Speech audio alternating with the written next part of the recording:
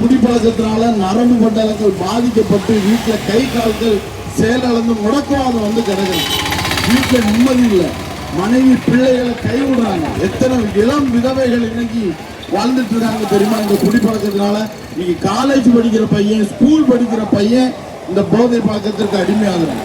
Cigarette பழக்கம் பிரச்சனை, கஞ்சா பழக்கத்தினால அவன் திருக்கனா சுத்திட்டு இருக்கிறான். இன்னைக்கு தான் அதாவது கொலைகாரனா மாறுறான், பெரிய பெரிய கற்பழிப்புக்கு காரணமாக மாறுகிறார்கள்.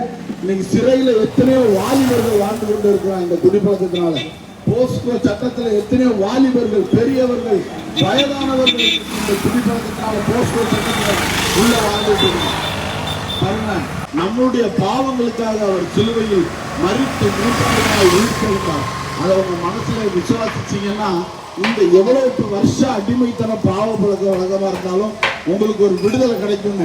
சொல்லுங்க, அவர் உங்க வாழ்க்கையில ஒரு நன்மையான விடுதலை தருவார். இந்த குடிப்பழக்கத்துல இருந்து எங்களுக்கு தந்தார். நாங்க 12 வருஷம் நாங்க குடிப்பழக்கத்திற்கு அவ்வளவு பெரிய அடிமைத்தனத்துல இருந்தோம். கஞ்சா பழக்கத்திற்கு அடிமையா இருந்தோம். சிகரெட்டு பழக்கத்திற்கு, இன்னும் பாக்கு போடுற பழக்கத்துக்கு எல்லாம் அடிமையா இருந்தோம்.